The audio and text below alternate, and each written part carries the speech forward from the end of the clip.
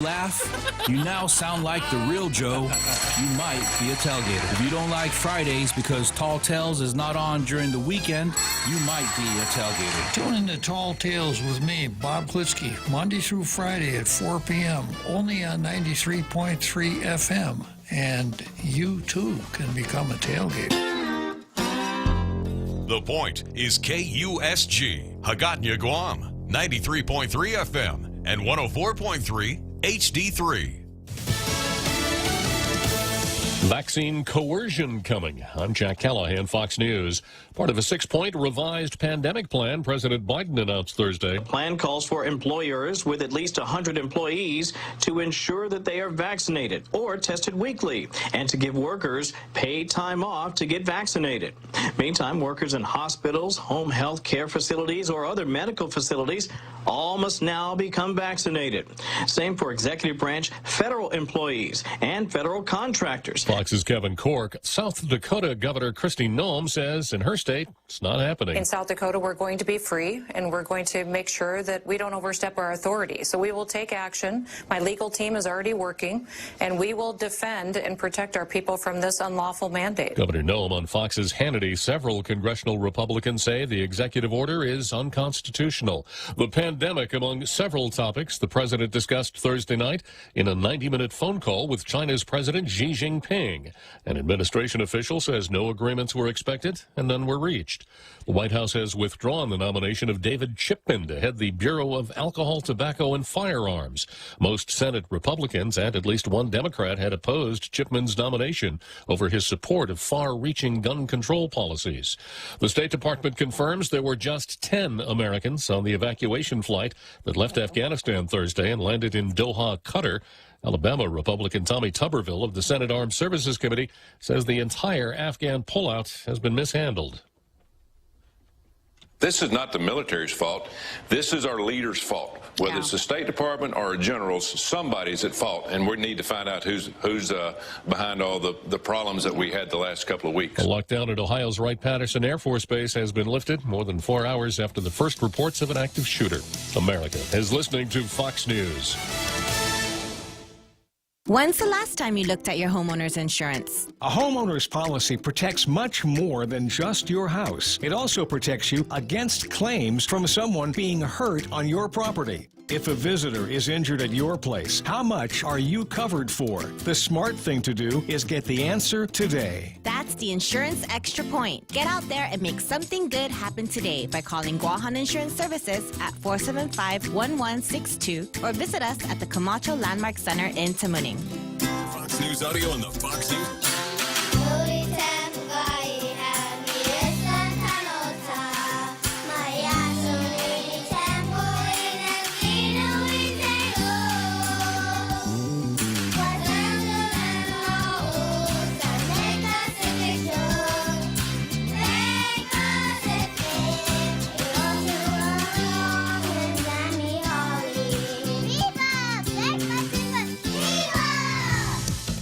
The Justice Department has sued the state of Texas over its new law blocking abortions after a fetal heartbeat is detected. Attorney General Merrick Garland says the Texas law essentially restricts abortion before a fetus viability, violating a woman's constitutional choice. He gave particular attention to the Texas law's intent to sidestep state responsibility, and as he put it, deputize citizens with no connection. To serve as bounty hunters, authorized to recover at least $10,000 per claim from individuals who facilitate a woman's exercise of her constitutional rights. Garland says Americans should fear other states copying the model if it stands, and added the DOJ would seek to sue other states that try.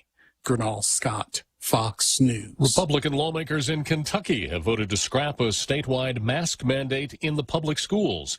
And they've extended a ban to any statewide mask mandate, leaving the decision up to local governments and businesses. Democrat Governor Andy Beshear responded by vetoing the mask provisions in both bills late Thursday night, but Republican lawmakers promptly overrode the vetoes. A Veterans Administration facility sharply criticized for failing to discover one of its residents had died. A federal report is critical of Veterans Affairs Police in Bedford Bedford, Massachusetts, after a dead resident went unnoticed in a stairwell of a VA hospital for more than a month. Army veteran Tim White disappeared in May of last year and was found more than a month later in an emergency exit stairwell near his room. VA investigators say poor communication and confusion over procedures by the Veterans Affairs police and hospital staff played a role in the failure to search the stairwell. There's no indication the 62-year-old died of injury or foul play. Rich Dennison, Fox News. And I'm Jack Callahan. This is Fox News. Here at Guam Auto Spot, we have the best selection in Buick, GMC, Mitsubishi, and used cars. Like the 2021 Mitsubishi Mirage, as low as $127 per paycheck, 0 down. Or this 2021 Buick Encore, as low as $237 per paycheck, 0 down for 72 months. Call 478-AUTO to schedule a test drive or get pre-approved online at guamautospot.com. Leah Dunca from Security Title here with a little information about trusts. A trust is a legal entity capable of owning property. It can protect property from issues such as lawsuits or divorce and can be used to distribute property and avoid probate. Many trusts start as revocable but become irrevocable when the initial trustees die. Work with your estate planning attorney to see if a trust is a good fit for your family property. Call the professionals at Security Title. We are here to help. Everyone has a busy schedule these days, and sometimes we forget to schedule our routine dental checkup and cleaning. Don't neglect your dental health.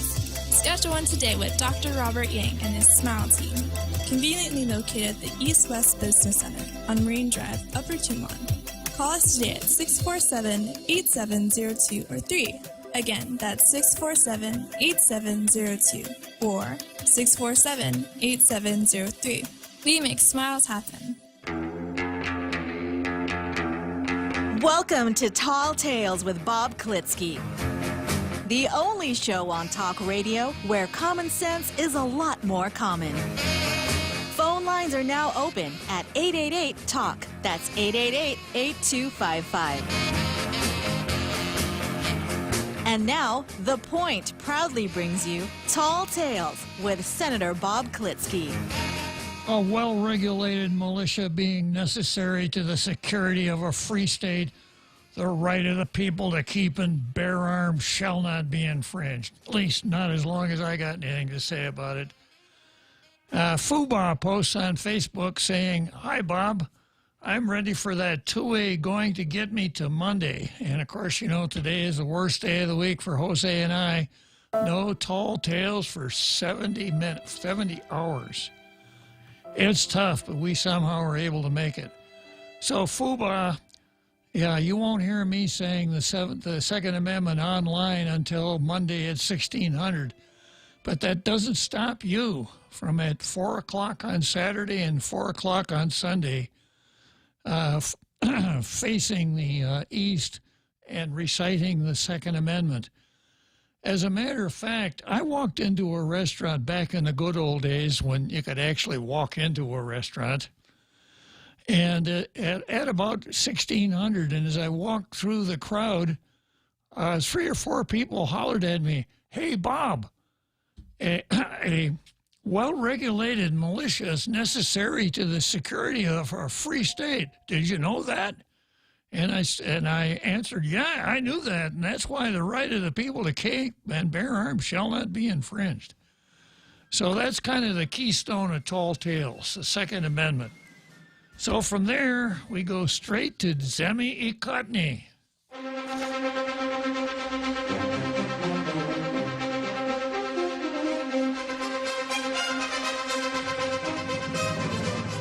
And you tailgaters, all you experienced tailgaters, know that Zemi Ikotny is my backwards bilingual play on words, but every once in a while a newbie sneaks online.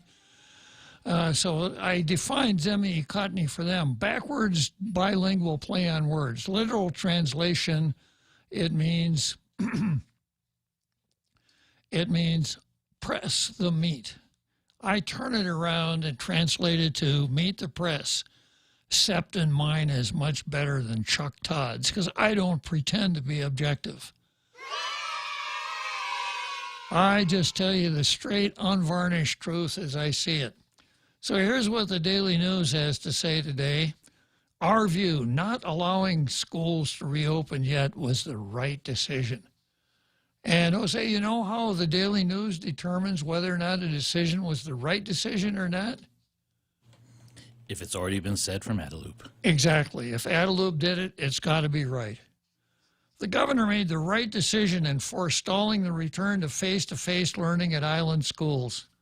On Wednesday, Adelup announced Governor Leon Guerrero was expected to sign an executive order Thursday to reauthorize in-person learning and allow schools to reopen September 13.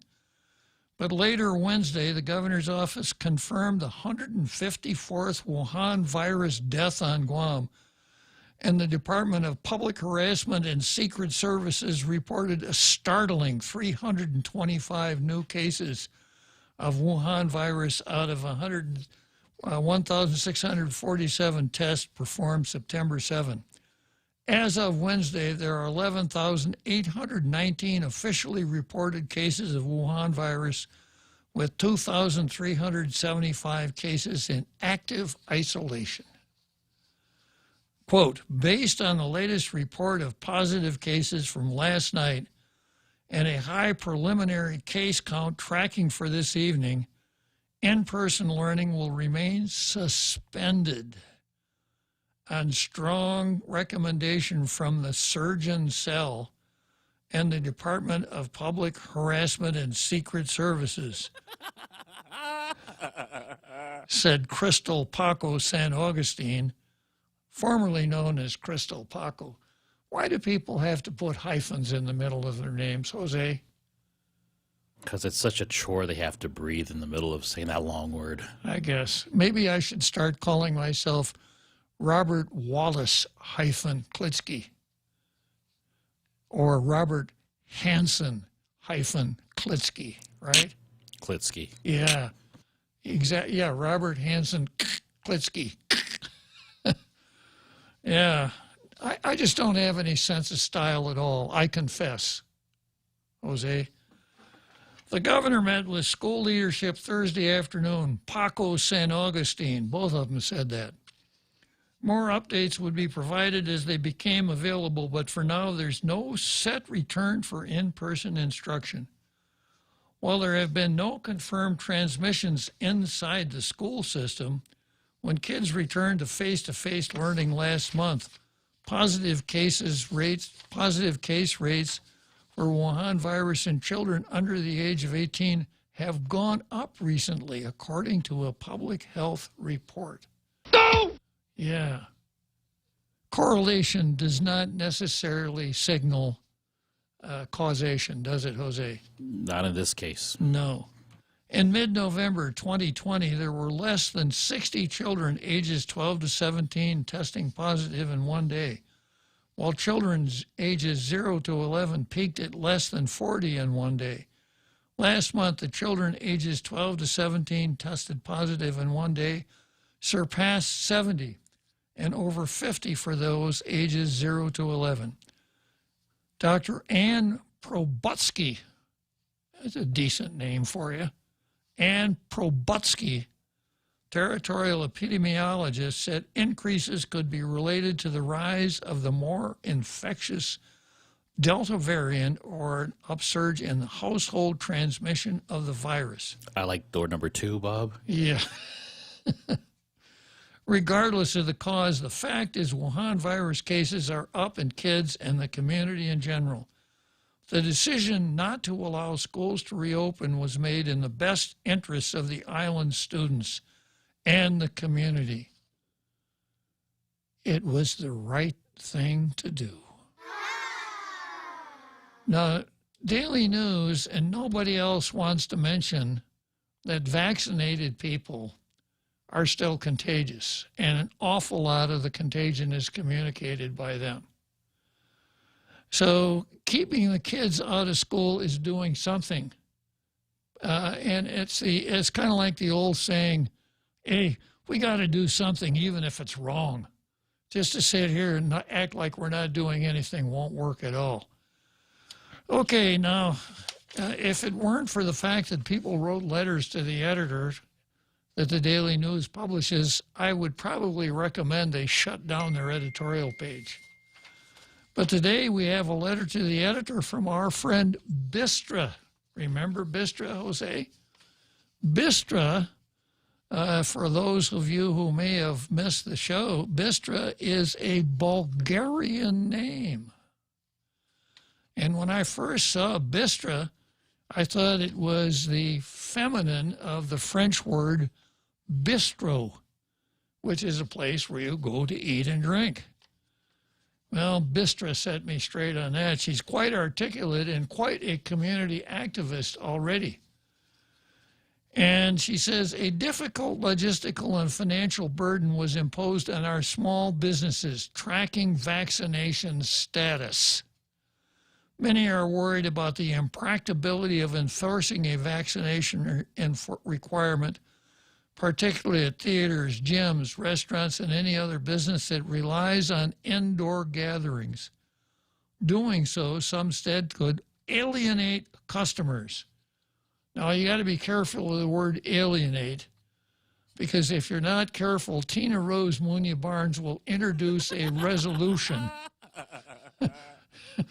Resolution to condemn you and somehow tie it to the insular cases. Alienate is not a good word. Alienate customers, hurt revenue, and even lead to safety concerns. Others decided to close indefinitely. Asking for proof of vaccination politicized the immunization efforts even more. Instead of coming up with creative solutions, the governor dragged us all into a bigger mess. I'm only in the second paragraph, but let's give her a hand, Jose.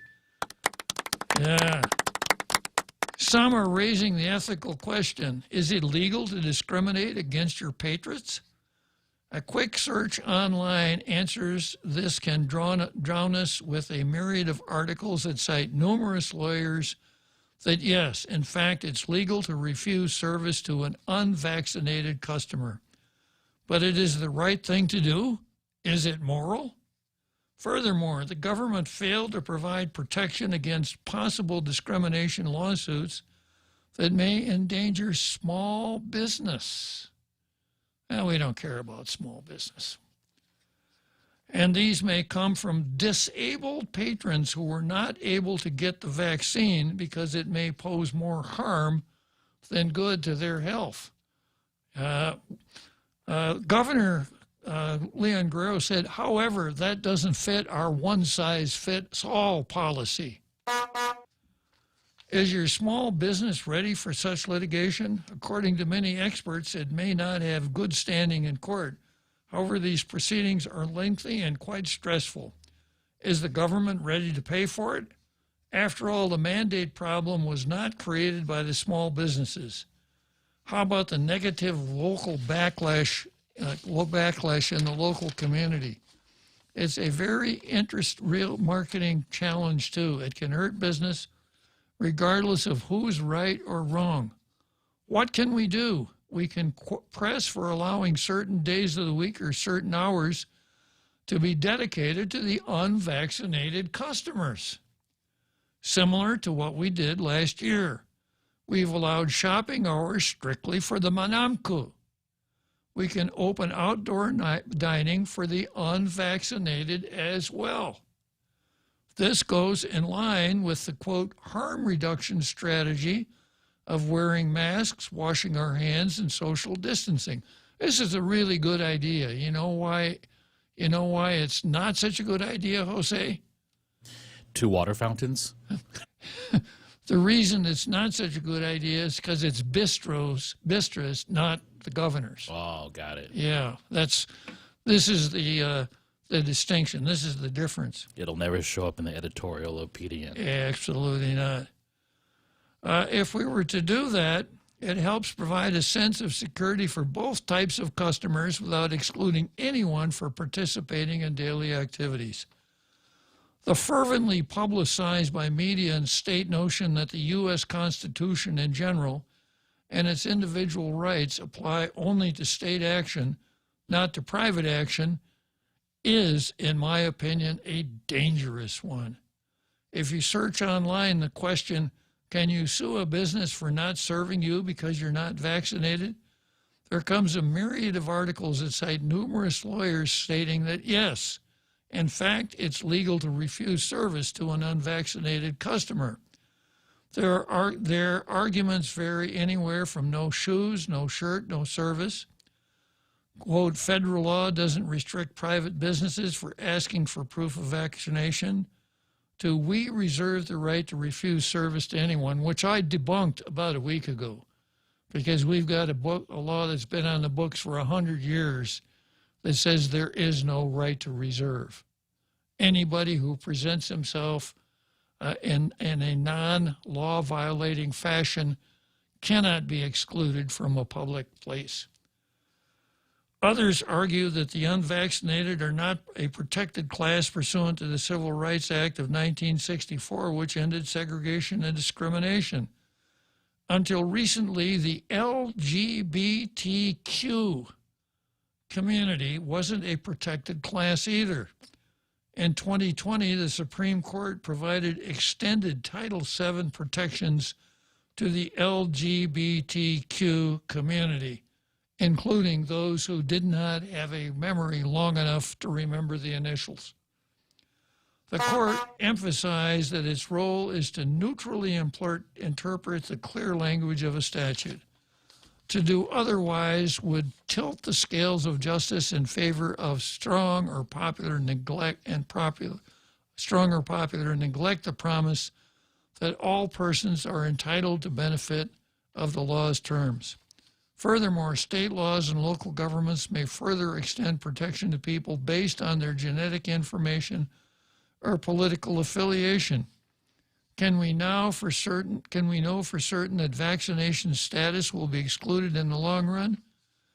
The federal government has made it clear that it's not going to establish a national database or vaccine passport.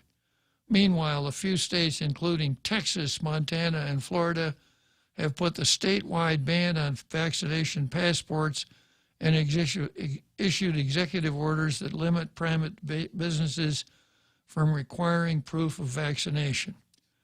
A World Health Organization group is warning the WHO. Who, Jose? Yes. First base. First base. I don't know. Yeah, that's our shortstop. A World Health Organization group, also known as WHO, is warning that tight privacy and anti-discrimination protections are necessity. Quote, immunity certification, even where available and reliable, should never be used as the main strategy for reducing the effects of the Wuhan virus pandemic. Individuals can still lead their lives to varying degrees with certain current public health measures for safe movement and assembly, the WHO said. Winding up, Vistra said, we survived the previous Wuhan virus surges without vaccines and segregation. We can survive any future obstacles, again, by including all community members in our daily life. But first and foremost, we need to stop pointing fingers. But that's my job. If I couldn't point fingers, it would be a really short, tall tales, wouldn't it, Jose? And that's a wrap. Good night, everybody. Yeah. But the first and foremost, we need to stop pointing fingers. We must embrace all challenges without tearing apart our beautiful island and mandate our half-a-day spirit. I'm going to hang on to this because I may need to grab my blue pencil before I'm done. Okay, then from there we go to the Post.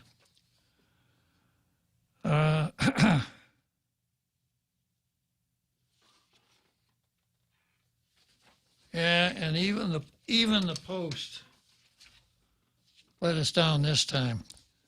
Jump from 100 cases daily to more than 300 shows. We need to be more careful. We do. Come November of 2022, people need to be a whole lot more careful. Yeah. Just a few weeks ago, there was a heightened concern that our numbers of Wuhan virus cases have jumped back up. That was when we began to see the number of infections rising to more than 100 a day from just a handful a day. Now we're starting to see more than 300 cases a day. The Delta variant of the coronavirus, according to the U.S. Centers for Disease Control and Prevention, is the primary culprit. According to CDC, more than 93% of cases across the country were caused by the Delta variant. And by the way, Delta Airlines refuses to refer to that malady as the Delta variant. I think they're still calling it the Northwest Airlines variant. CDC has warned that the Wuhan virus is highly contagious and can cause severe illnesses and death. On Guam, in less than 2 months, it's been reported that 10 lives were cut short because of Wuhan virus. According to CDC, the Delta variant is more than 2 times as contagious as previous variants. Some data suggest the Delta variant might cause more severe illness than previous variants in unvaccinated people. In 2 different studies from Canada and Scotland, patients infected with the Delta variant were more likely to be hospitalized than patients infected with Alpha, or the original virus that causes Wuhan virus. Even so, the vast majority of hospitalizations and death caused by Wuhan virus are in unvaccinated people. The greatest risk of transmission is among unvaccinated people who are much more likely to get infected and therefore must transmit the virus. Fully vaccinated people get Wuhan virus, known as breakthrough infections, less often than unvaccinated people. Fully vaccinated people with Delta variant breakthrough infections can spread the virus to others. However, vaccinated people appear to spread the virus for a shorter time. In addition, recent research at University of California Medical Center found that Delta, this is a news story. This is not an editorial. And in this news cycle, that's ancient news already. That's old stuff. Exactly. Yeah, this doesn't belong on the editorial page of Guam Daily Post. So after having turned the editorial into a news story, the Daily News comes back. Let's hope there's a punchline here and a call to action. Now that it's clear that with the Delta variant, people can become infected with a Wuhan virus even when they're vaccinated, and they can spread the virus that causes Wuhan virus even after having been fully vaccinated, are 3 simple ways to help Wuhan virus from spreading should continue to be practiced. Proper wearing of masks, keeping a safe distance, and washing or sanitizing hands, which I hate to be a scofflaw, but this is just BS. You know, everybody who knows anything said the holes in the mask are too small to restrict the entry of the virus or the exit of the virus. It's a good place for the virus to sort of pool. Washing your hands, believe it or not, the virus is not transmitted through the palm of the hand. It's transmitted through the schnoz. Anyhow, so that's what we got to do. We got to keep doing that. We should still continue with frequent hand washing. If going out or if we had a get-together is unavoidable, keep a safe distance from everybody, or from anyone who's not from your household. Keeping our guard up still can only help us get back to our normal someday. This is just, let's fit whatever we can say in the narrative, because the household is exactly where they're finding all the infections are coming from. No school, kids stay home, grandma, grandpa, mom and dad, kids and grandchildren all live in the same household. A good incubator for the virus, right? Whatever happened to diversity in solving problems? Diversity of solutions, diversity of treatments, therapies. Well, we know that diversity is just a shortcut to equity, right? This is not an editorial at all. This is just a rehash of stale news and silly ideas. So I reserved here because when I grab my blue pencil, I examine each of the editorials. I usually mark them up for English usage, bad grammar, faulty theories, and then I make a ruling which is the better of the two, and award the coveted blue star, which never goes by default, and it would go by default. It would not go by default today. But today, once in a while, we award it to somebody not in the editorial room. Today, the coveted blue star goes to Bistra Mendiola. There it is. There's that coveted blue star. Where's my photographer? There's that coveted blue star.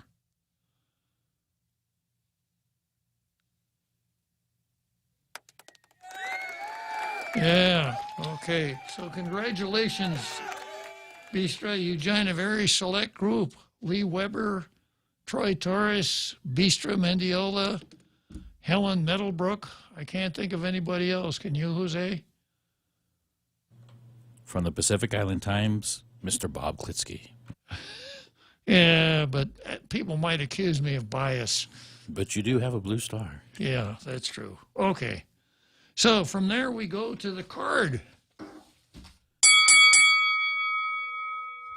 And by the way, all of you folks out there, all of you guys demonstrating and participating in various online chats, I'm prepared to instruct on the voter introduction program again today. I did it a couple days ago. I'm prepared to do it again today. Let's take a short break, and I'll come back to the card.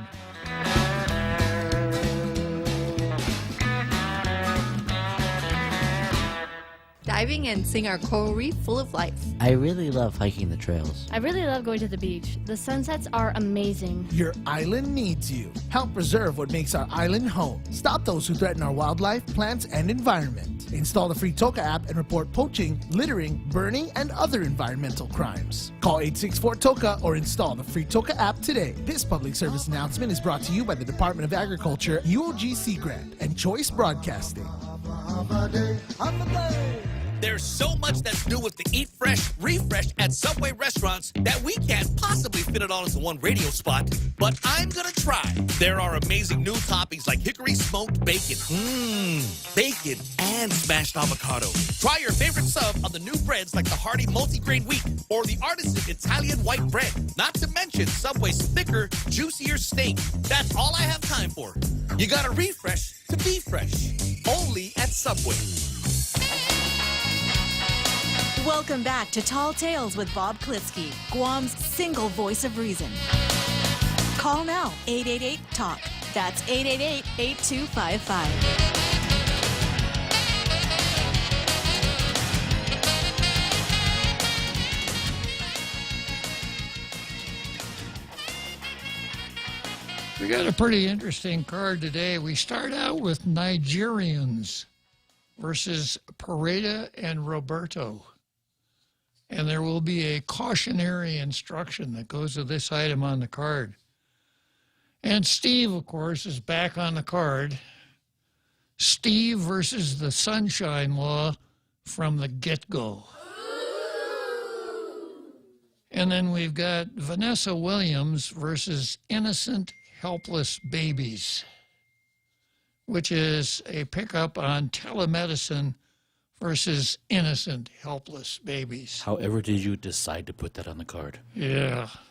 Well, believe it or not, I have a feeling for innocent, helpless babies. I can't say it's empathy because I can't imagine someone tearing me from limb and then using something like a suction vacuum cleaner to suck me out of this studio, but that's what happens to innocent, helpless babies.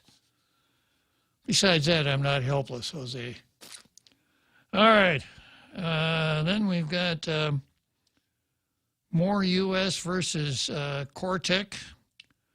And we've got Separatist versus Life Tenure, Joy Reid versus Innocent Helpless Babies, and some holdovers from the card if we get to them. Okay, so let's start out with Nigerians versus Pareda and Roberto. Now, actually, this is a federal court criminal case, and the actual caption of the case is the United States of America versus Okachekwu F. Iwuji and Jide Abimbola, a.k.a. Mark Law, Greg Law, and Luke Joshua. It's a criminal case. And there was a story in the Post today that attracted my attention. Federal wire fraud case unsealed. Pair indicted. Indictment alleges Guam victims lost $885,000 to the scam. Wow. Authorities have been saying this for years. If $1 million inheritance sounds too good to be true, it probably is. But in a federal indictment that was made public in federal court Thursday, Guam victims of what's called an advance fee scam fell prey to a similar trick. The total amount that flowed out of Guam to alleged scammers' bank accounts, $885,200 according to the indictment. The alleged scam? 2 men with ties to Nigeria convinced 2 women who live on Guam to participate in their alleged fraud. Guam victims were convinced to fork out advanced payments for processing and other fees before they would receive millions of dollars in inheritance money. Now, I'm going to jump in here for a second. Have you ever gotten one of these emails, Jose? All the time. Yeah, all the time. And you know, I represent a client who has inherited a large sum of money, but because of this, that, and the other thing, he can't lay claim to it. If you can help us, we will pay you a very large reward. And they prey on businesses, too. They prey on lawyers. Yeah, because lawyers' contact information is easy to find. You go on the State Bar Association website. There's my address, my phone number, my email address, etc. So I get these all the time. We represent a client in your jurisdiction that blah, blah, blah, and we wonder if you could handle the case. And the way it works is you write back, yeah, I can do that, and there's an exchange of correspondence. And then the next thing is our client needs to post a bond in the amount of blah, blah, blah. We are unable, because of international regulations, we are unable to wire that fee. Could you wire that fee to this account, to this bank account? And away you go. All the time. Yeah. But, when you're doing this stuff, if you're these guys who operate these kinds of scams, it's the same thing as somebody who calls and says, who sends you an email message, your computer is in danger of malware. Are you on your computer now?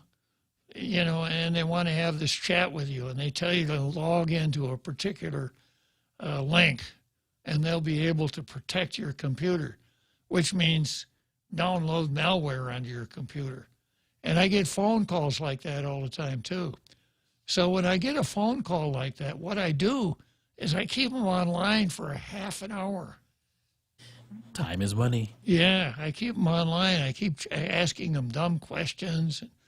Thank you so much for helping me, on and on and on and on. Because when they're talking to me, they're not scamming somebody else. And you take the profit out of it, maybe they'll quit. Anyhow, back to the story here. The Guam women have been identified in the indictment against 2 Nigerian citizens with Florida addresses. Teresa Adamos Pareda and Sally Cruz Roberto, according to the indictment in the District Court of Guam, participated in an advance fee inheritance scam and obtained money from Guam-based victims. The details of Roberto's case have been kept confidential until the indictment against the two Nigerian citizens who allegedly ran the scheme. The scam became public. Roberto has pleaded not guilty. Pareda has not been charged in the advance fee scheme. The Nigerian citizens who were indicted in the federal court on Guam, I read their names, it's too hard to read their names. I'm not going to read them again. I'm just going to refer to them as Iwuji and Abimbola. I suppose. Bola. Yeah, the wags online are going to say, let's just call him Bola, Bob. And that's a really good idea. Bola, who also goes by the name, and he's got several aliases here. Each was indicted on charges of conspiracy to commit wire fraud, and conspiracy to launder monetary instruments, money laundering. Causing me, the first time I read this, to wonder, do Pareda and Roberto operate a coin laundry? That would be a good place to launder money, wouldn't it? It would, actually. Yeah. It's all coins, all cash, no paper trail. Yeah. I suspect that anybody in the coin laundry business, if he wanted to get involved in something like that, could clean up, Jose. Yeah.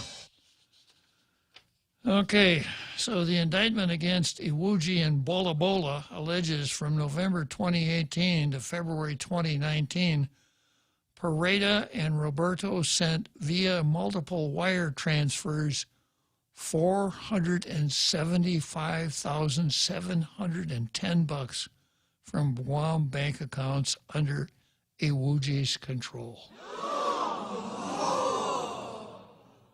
Wow. From December 2018 to September 29, Bola received $409,490 that Pareda and Roberto wired from the Guam victims of the alleged scams.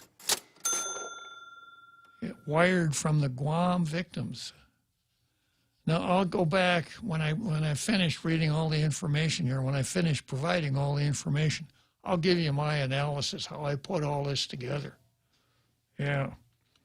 The women sent the money in 35 wire transfers to multiple bank accounts that Iwuji and Bola controlled using Florida mailing addresses, documents state.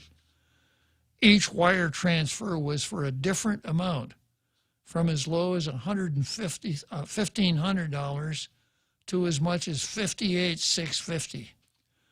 Iwuji and Bola have since pleaded not guilty to the charges. The trial for the two men is set for November 5. Well, that should be really, really interesting. So, yeah, we've got the names of the two locals, Teresa A. Pareda and Sally Cruz Roberto participated in an advanced inheritance scam and obtained money from Guam-based victims. That's in the indictment. And so those two are indicted also? Yep. Uh-huh. Yeah. So, and this is the key thing here about these Nigerian scams. You'd say they're indicting the victims too? Absolutely. Because if it's illegal and you're participating, if you're agreeing with someone else or helping someone else to commit a crime, that's all it takes for a conspiracy. Now, under federal law, you have to have that agreement. And everybody in the conspiracy doesn't have to know who everybody else in the conspiracy is even. But under federal law, you have to commit one overt act in pursuit. of the object of the conspiracy. So when these two start sending money back to the Nigerians, that's pretty overt. So the indictment also has this language. It was the object of the conspiracy that the defendants and co-conspirators, that's Pareda and Roberto, would unjustly enrich themselves and each other from an advance fee inheritance scam conducted via internet.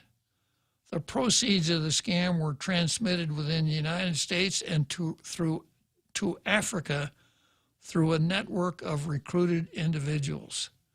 So apparently this is what happened. Those two, Cruz and Roberto? And Roberto. Oh, Pareda. Pareda and Roberto approached other people on the island with a rap like this. I want you to keep this to yourself. But I'm part of this group that's going to get a huge inheritance from an African king who died, and people want to protect his assets from the government getting it. So they're going to do some legal proceedings in the United States, but they need some money to get it started. So if you contribute some money, you contribute a little bit, you're going to get a huge pile of money back. You put in $1,000 and you'll probably get $50,000, something like this, right? So they apparently went out and got Guam folks to give them money. Now, there's more to the story here. There was a story that ran in Post that reads like this. Woman denies federal charges in case kept secret. A woman has denied the allegations in a federal indictment filed against her in the district court. Sally Cruz Roberto appeared virtually before Magistrate Judge Michael Berdallo on Thursday. Now, this goes back to like last year. I didn't write the date down. She pleaded not guilty to charges in the indictment. The case was unsealed June 15. However, the charges against Roberto remain secret. And now we know why. Because we didn't want to tip off the two Nigerians. Parties have neither released details of the case, nor have they explained why the charges against Roberto have not been made public. She remains out of jail. The trial is scheduled to begin on October 6th before Senior Judge John Kogenauer. Now, that tells you something, too, doesn't it? It's not here on Guam. Well, it's here on Guam, but it's not going to be before Judge Francis Gatewood. And that becomes clearer as we go along. The reason for that, and we've got a story in the Daily News. Recent court filings reveal a check-writing scheme of an office manager working for a dentist. This, again, is an older story from the Daily News. Recent court filings reveal a check-writing scheme of an office manager working for a dentist who is married to a federal judge. Oh. Teresa Adamos Pareda pleaded guilty to 10 counts of bank fraud. She worked for Dr. Robert Gatewood for 27 years as an office manager for Gatewood's dental clinic. Talk about a heartbreaker. Yeah, and I can't help but insert my personal feelings here. Robert Gatewood was just one hell of a good guy and a great dentist. Was the fraud from the office or connected to the Nigerian case? From the office. Gatewood is married to District Court Judge Francis Tidenko Gatewood. Paredo's plea agreement states she's not an authorized signatory for the clinic's bank account. She managed the clinic's cash accounts and processed payroll, so she had access to the bank account checkbook as part of her duties. She's not unfamiliar with fraud. Yeah. During the scheme, Pareda diverted money from the company for her own use by writing unauthorized company checks to herself and other associated entities. Now, we have a feeling that we know who the others... Okay. Uh-huh. You're good at connecting these, Bob. Uh-huh. Right. And submitting them to First Hawaiian Bank to obtain cash and for subsequent deposits in bank accounts under her control, the plea agreement states. On many occasions, Pareda wrote unauthorized checks that were pre-signed and lied that the checks would be used to pay the clinic's bills, according to the plea deal. She falsified check stubs and falsely recorded transactions in the company's ledger. She wrote about 284 fraudulent checks from the clinic's account, amounts ranging from $300 to $15,000, court documents stated. She received over $1.1 million from checks she made to herself and other entities associated with her, documents stated.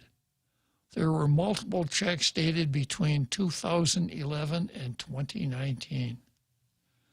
Pareda faces a maximum prison sentence of 30 years for each count of bank fraud. She remains detained and is awaiting sentence.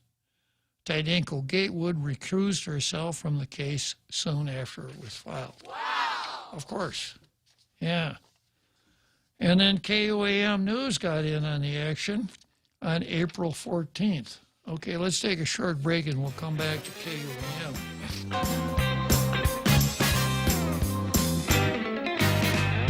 Here at Guam Auto Spot, we have the best selection in Buick, GMC, Mitsubishi, and used cars. Like the 2021 Mitsubishi Mirage, as low as $127 per paycheck, 0 down. Or this 2021 Buick Encore, as low as $237 per paycheck, 0 down for 72 months.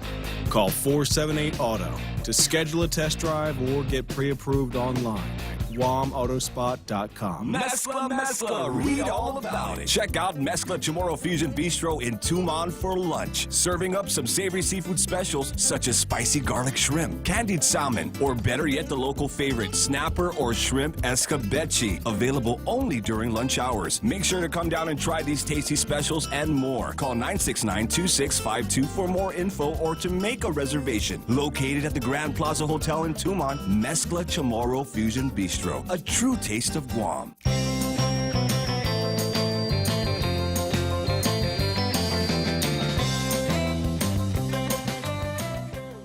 Yeah, so, sometimes the truth is more interesting than fiction, right? Now, here's what KUAM reported. Former dental office manager takes plea deal in wire fraud case. In district court this morning, Teresa Pareda pleaded guilty to multiple counts of wire fraud. Now, wire fraud didn't occur in a dentist's office, okay? Although at least 3 victims were present during the change of plea hearing via Zoom, one victim stated, quote, "Teresa, I just want you to know that the way I was raised was to be forgiving. And although I do forgive you what you did to me and my family, I am just so hurt and can't believe you did this to us. You always talk about God, and I just want you to know that you did not break me. You have not broken my soul." Wow. Touching, That's Jose. Deep. Huh? That's deep. Yeah, it is. It's even a hard heart like me is touched by something like that. Last year, Pareda also pled guilty to another various bank fraud charges from January 2011 to September 2019. She is accused of scamming Dr. Robert Gatewood's dental clinic and Agagna out of more than $1 million. She was employed there for almost 30 years and was the office manager with duties that included managing the company's finances. According to that case's plea agreement, Pareda would divert money from the clinic for her own personal use by writing unauthorized checks to herself, etc. She wrote 284, fraudulently obtaining over $1.1 million. Okay, so we got 2 criminal cases. Okay, we've got one criminal case that involves Pareda and stealing over $1 million from her employer, Dr. Robert Gatewood. And then the second one is Pareda and Roberto getting involved in this Nigerian scam as unindicted co-conspirators that involve $885,000. So putting all of these pieces together, this must be what must have happened. Teresa,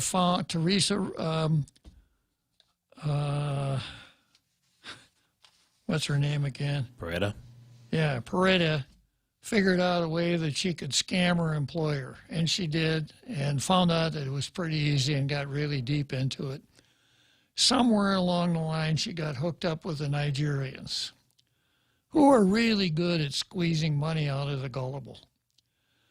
And I suspect that what happens is that these people squeeze and the gullible produce, and they're led on, and they figure, I can't get out. I got to stay with it because the sunk cost, I've got $200,000 in this already, and he only wants 50,000 more, and then I'll get the big payoff. Figuring that I'll do this, and then I'll be able to pay Dr. Gatewood back all the money that I took from him, and everything is going to be fine. So in the process, they sent the Nigerians huge sums of money. Let's see here. It was $475,710 one time, and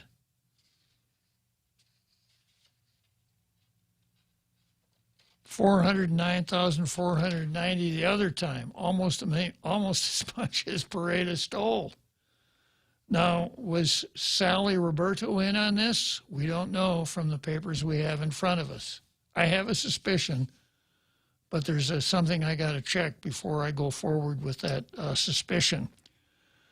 So apparently, Pareda was going out to all of her friends, cutting them in, and she believed it. I suspect she bought it. If you remember The Sting with Robert Redford, and you remember they Robert Redford and Paul Newman characters wanted to sting this big Chicago gambler because of what they did to one of their buddies, and the Paul Newman character says, okay, we can do the big con, but the Mick has not only got to buy it, but he's got to keep it. In other words, you got to fool him, and he's got to remain fooled for the rest of his life because the blowback is going to be too difficult if he finds out, right? And I suspect that Teresa not only bought it, but she kept it to the point that she probably sincerely wanted to cut her friends in on it, and went around and told this story to her friends and pumped all kinds of money to the Nigerians. So I'll probably come back to this tomorrow if I can fill in that one gap that's missing in my story here dealing with Sally Roberto. And I'm going to issue a warning. You know, I'm just so surprised that people are still falling for stuff like this, especially Teresa Pareda, you know, someone that I know from the dentist's office. was really good at her job. Such a sad story. But people are still falling for it. So tailgaters, verbum sapiente, a word to the wise is sufficient. Let's break for the big halftime show.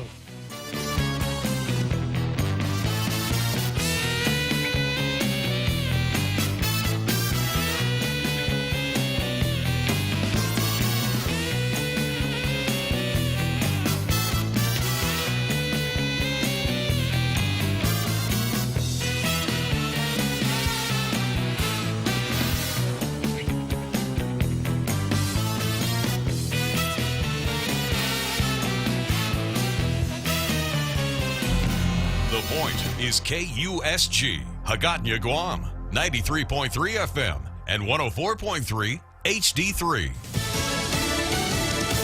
He's growing impatient. I'm Jack Callahan, Fox News. President Biden says with the Americans who are resisting the coronavirus vaccine. Many of us are frustrated with the nearly 80 million Americans who are still not vaccinated, even though the vaccine is safe, effective, and free. The president announcing measures to compel federal workers to get the shot and coerce workers in the private sector. A new Labor Department rule requires companies with 100 or more employees to institute vaccine mandates or weekly COVID testing for workers. An executive order also requires vaccines for all executive branch employees and federal contractors. Critics of the president's actions are signaling constitutional challenges. Fox's Jared Halpern, the governors of South Dakota and Arizona, and the Attorney General of Oklahoma say they will take steps to prevent the federal mandates in their state. The president has spoken by phone with China's President Xi Jinping. The White House says candidly about the pandemic and global climate change.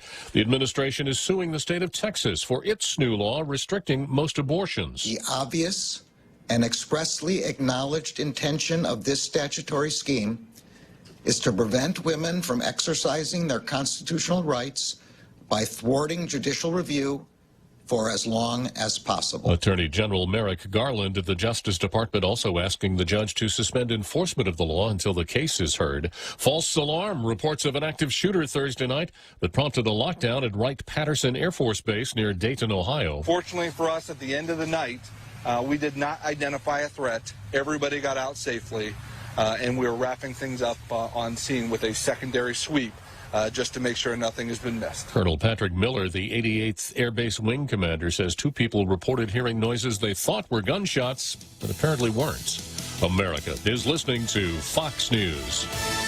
Diving and seeing our coral reef full of life. I really love hiking the trails. I really love going to the beach. The sunsets are amazing. Your island needs you. Help preserve what makes our island home. Stop those who threaten our wildlife, plants, and environment. Install the free Toka app and report poaching, littering, burning, and other environmental crimes. Call 864-TOKA or install the free Toka app today. This public service announcement is brought to you by the Department of Agriculture, UOGC Grant, and Choice Broadcasting. Leah Dunca from Security Title here with a little information about trusts. A trust is a legal entity capable of owning property. It can protect property from issues such as lawsuits or divorce and can be used to distribute property and avoid probate. Many trusts start as revocable but become irrevocable when the initial trustees die. Work with your estate planning attorney to see if a trust is a good fit for your family property. Call the professionals at Security Title. We are here to help.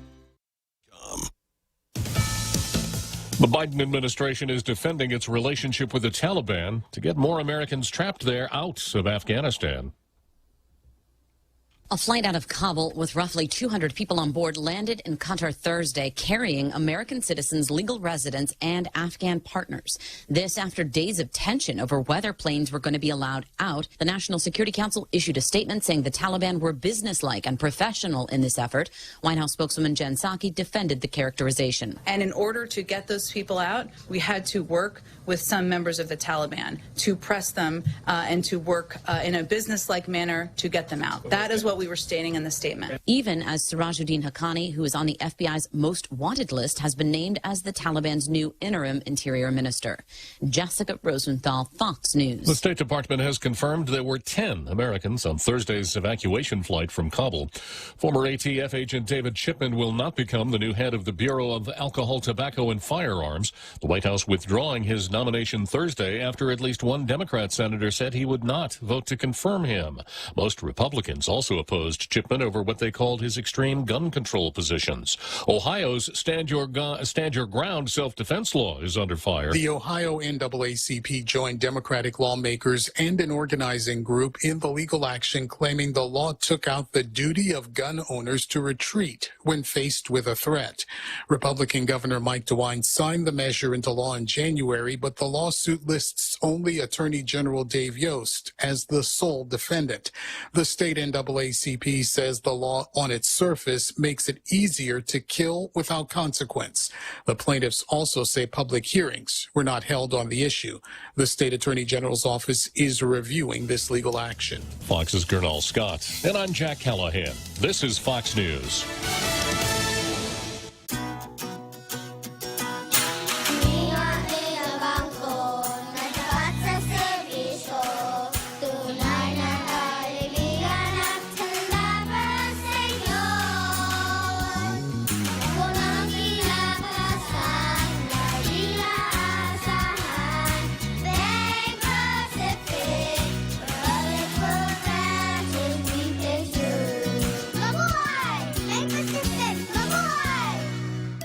Everyone has a busy schedule these days, and sometimes we forget to schedule our routine dental checkup and cleaning. Don't neglect your dental health. Schedule one today with Dr. Robert Yang and his Smile Team, conveniently located at the East West Business Center on Marine Drive, Upper Tumon. Call us today at 647-8702 or 3. Again, that's 647-8702 or 647-8703. We make smiles happen. Here at Guam Auto Spot, we have the best selection in Buick, GMC, Mitsubishi, and used cars. Like the 2021 Mitsubishi Mirage, as low as $127 per paycheck, 0 down. Or this 2021 Buick Encore, as low as $237 per paycheck, 0 down for 72 months. Call 478-AUTO to schedule a test drive or get pre-approved online at guamautospot.com.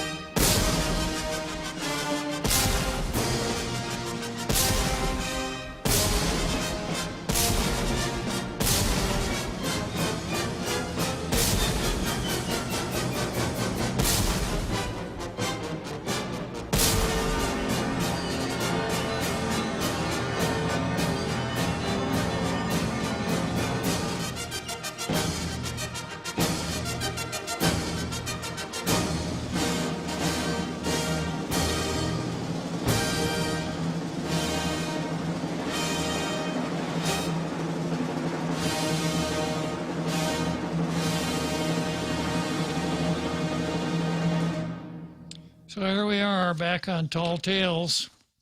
A second half after another great halftime show. What a way to wind up a week with a great halftime show on Tall Tales. That is really great. Unfortunately, it means we've got less than 1 hour this week, Jose. Let's make it count, Bob. Yeah, let's do the best that we can to keep our tailgaters happy. Give them an extra dose of happiness to carry them through the weekend until 1600 on Monday. Okay, next item on the card, Steve versus Sunshine from the get-go. Police captain suspended. Reports said gun fired by accident. It's a Nick Delgado story in the Post. A Guam Police Department captain was suspended from duty after an internal affairs investigation concluded that he accidentally fired his duty weapon inside the offices at the police headquarters in Tizen. The incident was reported on July 1. The police captain had to turn in his gun and badge and was suspended for 2 weeks. Police Chief Stephen Ignacio declined to comment, calling it a personnel matter. Now, I'm going to go on with the rest of the article, but I got to stop here. And I'm going to ask the tailgaters for some help.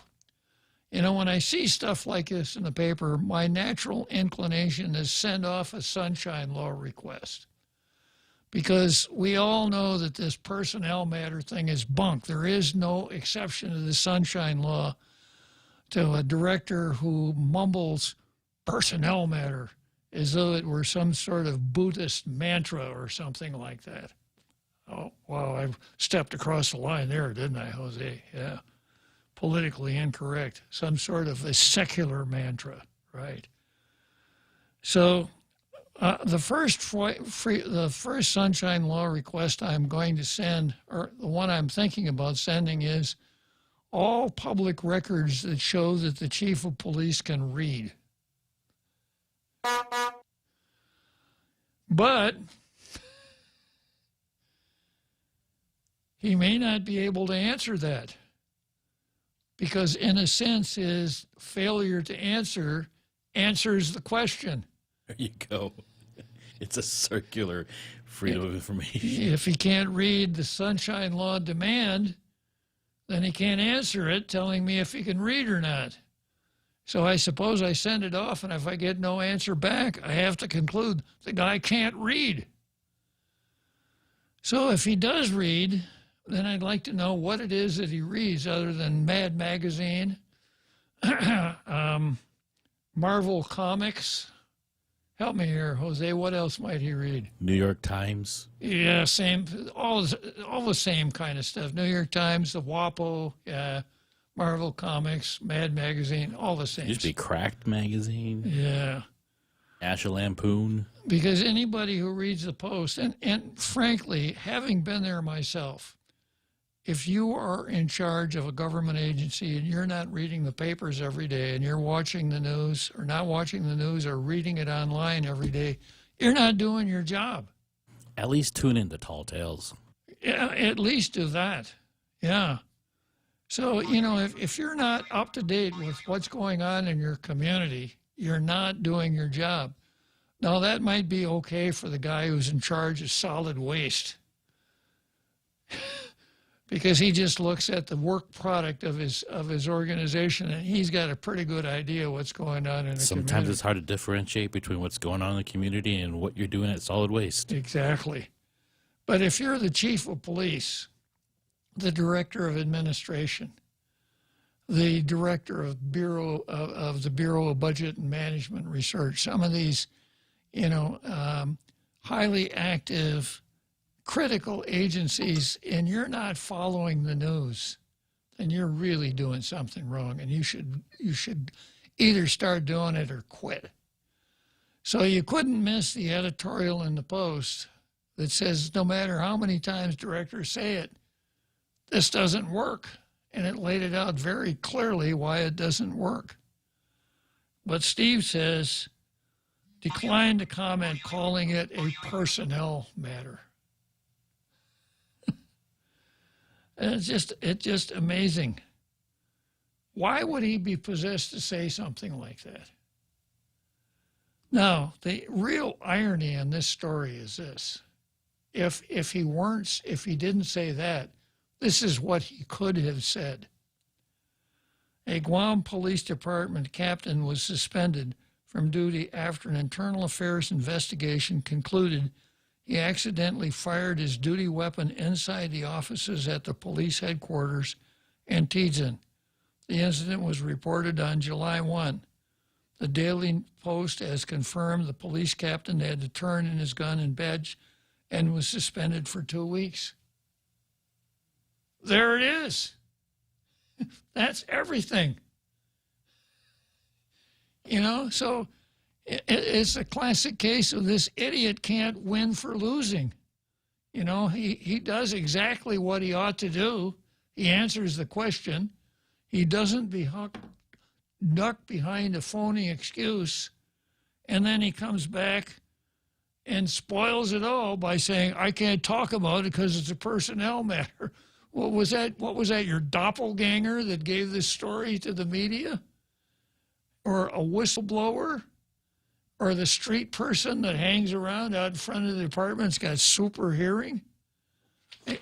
This guy, you know, the hero of Jeepgate, you know, for those of you who have forgotten Jeepgate, here's how it went. At 1 o'clock in the morning, a red Jeep was driving north on Marine Corps Drive. It attempted to turn left on Hospital Road, overshot Hospital Road, went past it,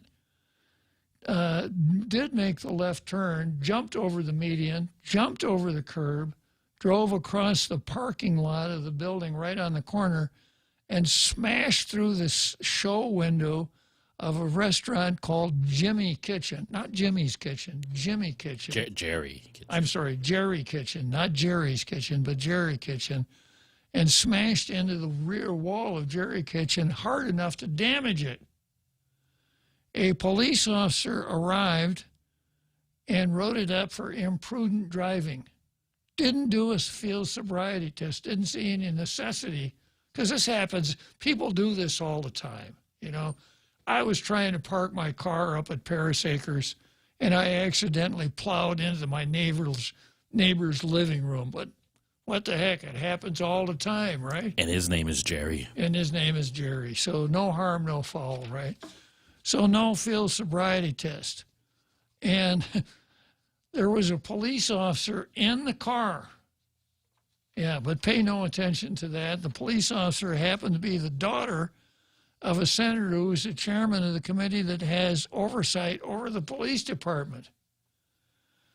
So Steve's famous last words, I've got it from the get-go that there was no cover-up here. Well, some attorney general's investigators got involved. AG investigators got involved and did a little detective work, found out that these people were drinking at the venue before the crash, went to the venue, examined the surveillance tape, and found out that the driver was literally so drunk that she could hardly walk. And she was driving. One thing I forgot to mention, when the cop got there, the driver was trying to back out of the restaurant and drive away. But nothing suspicious. Yeah, nothing suspicious here. Nothing out of the ordinary here going on. So Steve said from the get-go there was no cover-up. And I am now inclined to agree with Steve, except his phrasing was a little off. What he should have said was, I'm sure that from the get-go no one else engaged in a cover-up. Because they didn't have to. I did it all myself. I smoothed over all the rough edges. I overlooked stuff that jumped out and bit me right in the nose and let it go. Is anything going to happen? You know, the arresting officer and the chief, you know, in my mind, are guilty of at least misfeasance, if not chronic malfeasance in this whole thing. How do we trust the police department when something this egregious happened? But that's Steve. He lays it all out. Suspended from duty, internal affairs, fired, and then wraps it all up with declined to comment, calling it a personnel matter. Yeah. I got to do a FOIA on that, but I need some help here, folks. You know, Steve, do you understand the meaning of the phrase making a fool out of yourself? Okay, well, I'll let you know. I'm going to work on this over the weekend, and I'll let you know about Maybe some officials were hypnotized to always give the same response for any of these catch keywords or trigger phrases. Yeah. And no matter what happens, it's a personal matter. Yeah. Yeah, Pavlov and his dog, right? Yeah. Officer, I have some questions to ask you. I can't discuss it. It's a personnel matter. Well, it's about the air conditioning in your building. I can't discuss it. It's a personnel matter. Yeah, well, that seems to be the way Steve is programmed, right? Okay, so moving on to the next item on the card. This is Vanessa Williams versus innocent, defenseless babies. And the foundation for this was on the card that I didn't get to yesterday. Telemedicine versus innocent, defenseless babies. Court grants preliminary injunction for doctors in telemedicine abortion case. 2 doctors suing the government of Guam to be able to provide medication abortions using telemedicine were granted a motion for a preliminary injunction in district court on Friday. Chief Judge Francis Didenko Gatewood sustained the plaintiff's objection to a magistrate judge's report, which said that the injunction should not issue, and recommendation that abortions on Guam were not unduly burdened. There's Planned Parenthood versus Casey, by an in-person requirement for physicians under Guam law. The doctors in the report, Shandini Radu, now I'm not making this name up, that's her real name, that's their real name, and Bliss Kaneshiro, live in Hawaii but are Guam licensed and board certified OBGYNs. Now, of course, they only became licensed a matter of months before this suit was filed. The key word here is standing to sue. Yeah. And of course, we went through the connections between these two, Jane Flores and the governor's office, before the suit was filed. And BOA, the Bureau of Women's Affairs. Now, we know that the left has been able to achieve much of its agenda, not through the popular part of our government, the legislature, but through the courts. As an example, Henry versus Herman was approved by only one state, Massachusetts. All the rest of the, quote, same-sex marriages, and I don't see how you could use those words, all those words in the same sentence. Same-sex faux marriages, right? All came by the pounding of a judicial gavel. They all came through the courts. So the courts, the left loves the courts because they can get the courts to do stuff that the legislature won't do. And this is a classic example right here. A medication abortion is when a patient self-administers 2 doses of medication to end a pregnancy up to 10 weeks into the pregnancy, according to the U.S. Food and Drug Administration. Under Guam law, either the physician or another qualified person providing the abortion must provide in-person information at least 24 hours before the abortion is set to occur. Now, your ordinary sense of reasoning, if you understand anything about abortions, would say, yeah, okay. This is probably the most important decision any woman, except for Vanessa Williams, makes in her whole life. Do I want to kill the innocent unborn baby inside my body? Yes or no? The doctors in Hawaii say that the in-person mandate prevents them from being able to give necessary information via telemedicine. They don't want to leave Hawaii to do this.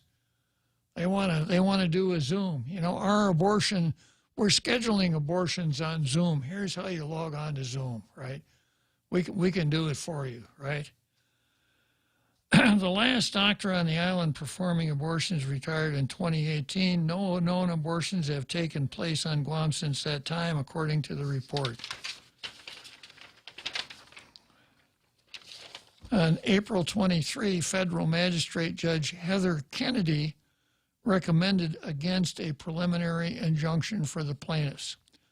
The magistrate judge stated in the report that access to abortions on Guam was not unduly burdened by the in-person information requirement. Quote, as the court finds that plaintiffs are not likely to succeed on the merits, it similarly concludes that the balance of equities and the interest of the public do not weigh in favor of granting the preliminary injunction, Kennedy wrote. However, in her ruling, Tydenko Gatewood said the ruling was based on erroneous reasonings.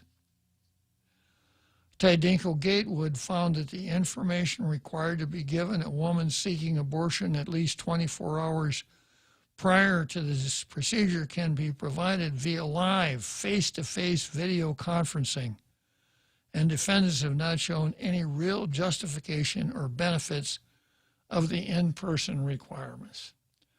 Well, I have studied this area of the law. I'm not going to give the judge the benefit of the doubt any more than I give anybody else the benefit of the doubt. But this may very well be the state of the law, such as it is right now. But there's a kicker here that I'll get to in a minute. Meanwhile, the burdens imposed by the in-person requirements are substantial. Now, that part, I have a hard time with that. You know, substantial, you know, if you understand what this two-dose medical abortion involves, it's not an easy deal for a woman. I don't want to go into graphic description of it, but I know enough about it that I wouldn't want any female that I'm associated with to ever have to go through that. 2 words, massive hemorrhaging. Exactly, exactly. And potential complications. And potential complications, it's kind of like the guy who buys a Chevy on base. And all of a sudden there's a serious problem. And he takes it to a local dealer. And the dealer says, you bought it on base, have it fixed on base. You got the prescription from Kanashiro or from Skidoo or whatever her name is. You go to them if you got massive hemorrhaging. The chief judge sustained all objections, modified the report and recommendation, and granted the motion for a preliminary injunction. The preliminary injunction will be issued later, the judge wrote. Now, my recollection here, and I didn't research this again, but my recollection is that injunctions issue to prevent irremediable harm. In other words, if the injunction doesn't issue, such harm would befall the plaintiff that it cannot be remedied. Which would be the doctors. Yeah. Okay. So the example I always use is the 200-year oak tree growing in the courthouse yard. And the new court administrator says, we got to enlarge the parking lot. Let's get rid of that 200-year-old oak tree and put a parking lot there. And the local environmental wackos, for once they're right, say that's been a landmark going all the way back to the time before this village was even incorporated. You can't chop that tree down. And if you do, no matter what suits we file, you can't put the tree back in place. So, Judge, we want an injunction prohibiting the chopping down of that tree until you've had a chance to really go in to all of the aspects of this case and make an informed decision. Now, some of these abortion cases, the irreparable harm is that if the judge doesn't grant the injunction, this is Texas, and that's where the Supreme Court got involved. The irreparable harm is that women will give live birth to babies. Irreparable harm. Go figure. Yeah. You can't fix it. Once that baby's born, you can't fix it. Now, if you were to play out this entire reasoning, you know, from the get-go all the way to the end, the remedy would be what? Kill the baby, right? And it all comes out the same way anyhow, so what's the difference? It just goes to show you how screwed up this area of the law is. And it goes back to, I comment from time to time that people have a tendency to judge what the courts do based only on the decision. And if the decision makes their anal sphincter cramp up, it's a horrible decision. But if the decision makes their tummy warm, oh, that was a great decision. When really what we ought to be concentrating on is who gets to make the decision and how is the decision made. This has lasting benefits.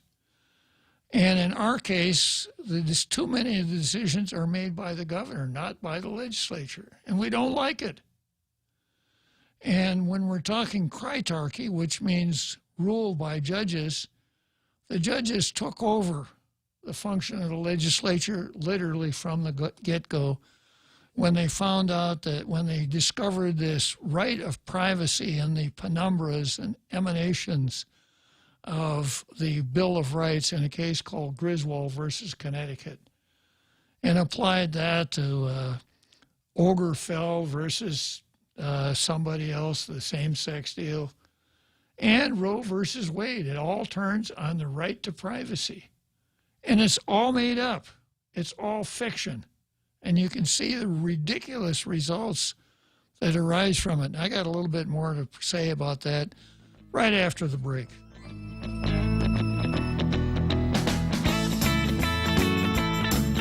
Circle K brings you the G-Dog. Get ready for a succulent and flavorful street hot dogs made famous in New York City. These dogs are made with 100% all beef and cooked in a delicious blend of spices for a plump, juicy hot dog experience that's bursting with flavor. Visit your nearest participating Circle K and dig in on the best hot dog experience on island. The G-Dog, served from 9 a.m. to 7 p.m. Available at Anigua, Denado, and Ocean Vista Circle K locations only. Circle K, hey, take it easy.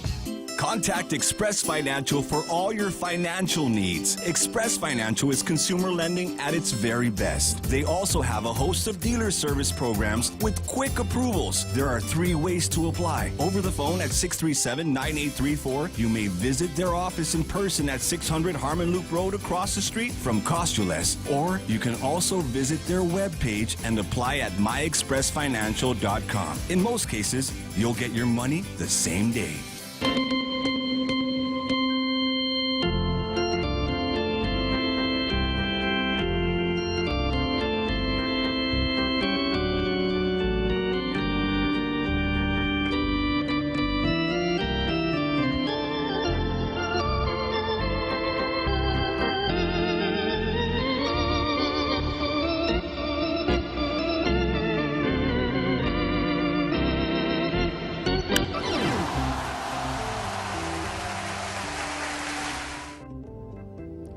Okay, so here we are back on Tall Tales. I was talking about kritarchy and abortion, and the question that I always bounce off the pro-abortion folks who want to say they're pro-choice. They don't want to use the word abortion. I don't blame them. Is this: when is it okay to kill an innocent, helpless human? And for me, the answer is pretty easy. Never. However, we've got to look at the big picture. And thanks to attorney Vanessa Williams, we have the big picture. She has said it's impossible to separate our choice of whether and when to have children from every other choice in our lives. Yeah, it's just I read it so often, but every time I read it, I'm just amazed that, at the insensitivity of that statement. Having a baby or killing the baby, it's just like everything else we do. Should I have this baby, or should we use the money to buy a new car, or should we go on a vacation to Acapulco? Or should we buy a new house? Or whatever. anyhow, that's where we are. So I'm not going to fault Judge Gatewood on this, given the dictates of Planned Parenthood. What was the name of that case? Versus Casey, the undue burden case. It's probably legally sufficient. Now, the other question here is this. What will our Attorney General do? Will he play possum on this one? I wonder if our tailgaters understand the phrase play possum. Do you know what it means, Jose? It means to play dead. Exactly, yeah. The theory is that if there is a possum, it's not pronounced opossum, except in Ireland. If there's a possum and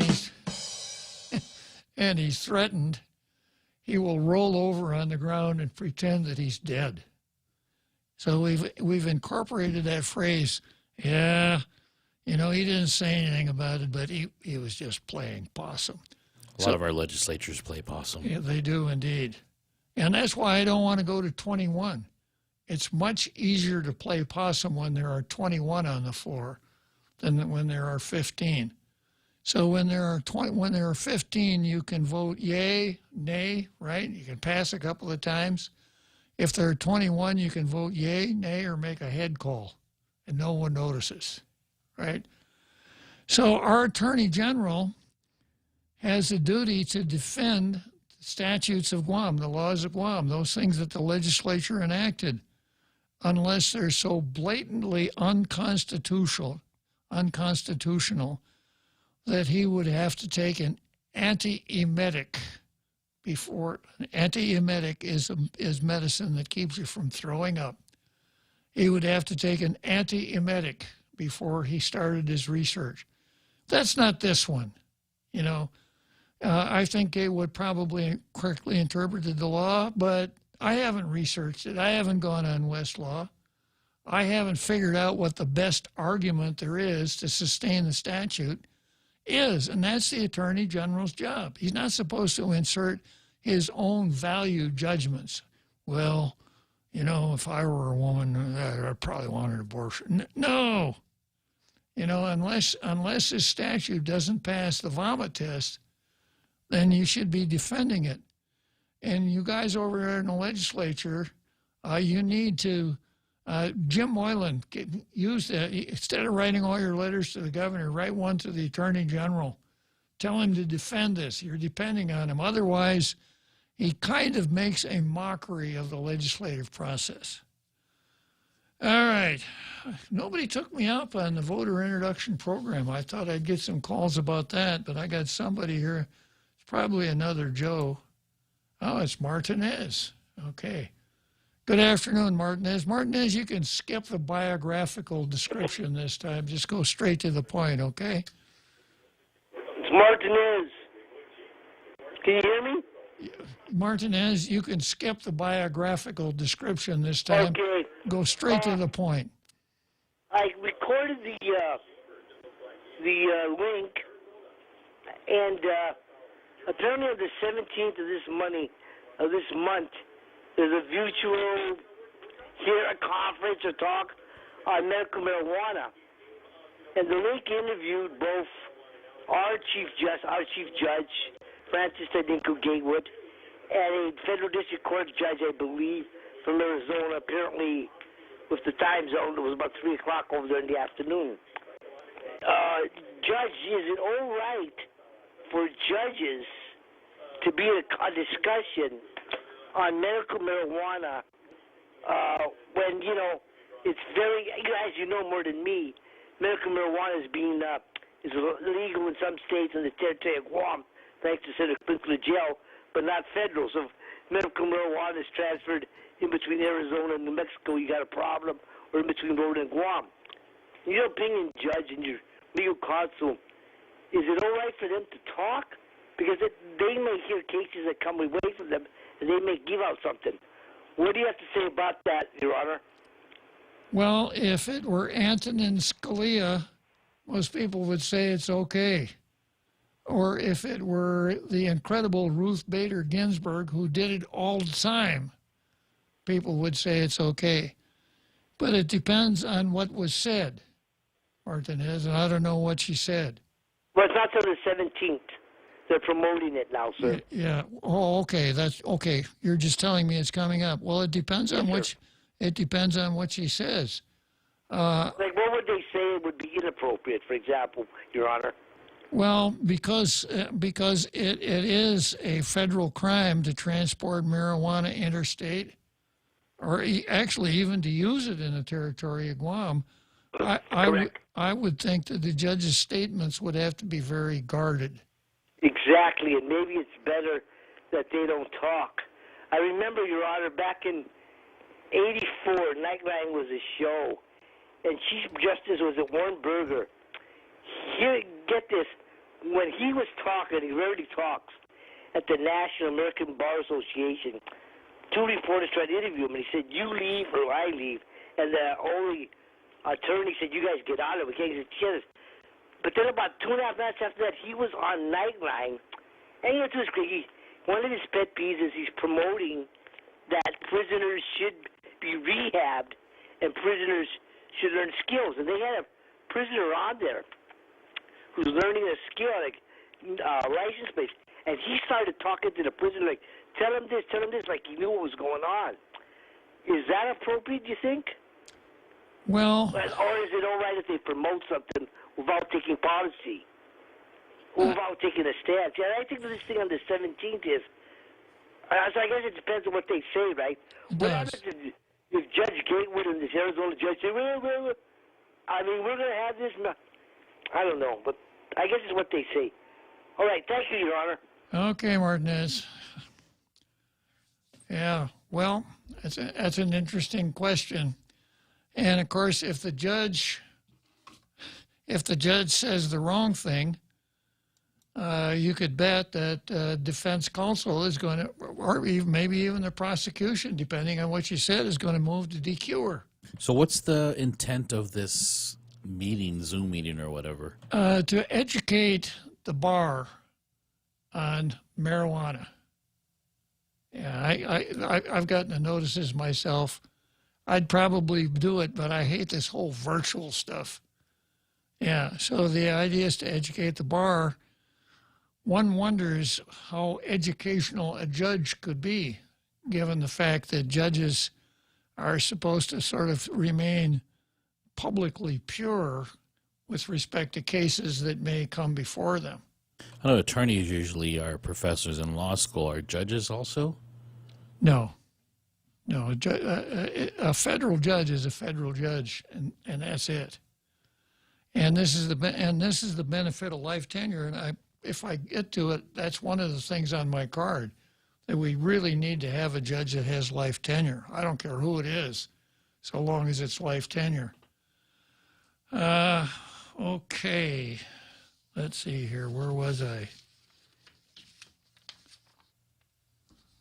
Yeah, I was just wrapping up this whole Vanessa Williams versus defenseless babies. So the judge ruled that the preliminary injunction should issue, and then Vanessa Williams, who I just gave a little pre-advertising for, comes out in a story in the Daily News. Attorney, change in law can put a stop to abortion lawsuit. Lawmakers can still change the law to allow for telemedicine medication abortions and avoid the need for an American Civil Liberties Union lawsuit against GovGuam, attorney Vanessa Williams said. In January, Williams and the ACLU, on behalf of Hawaii doctors Shandini Redu and Bliss Kaneshiro, filed a lawsuit requesting a court order to allow telemedicine medication abortions to Guam residents. The Office of the Attorney General in March settled on the first half of the lawsuit, which recognized that it was legal for patients to obtain telemedicine medication abortions on Guam.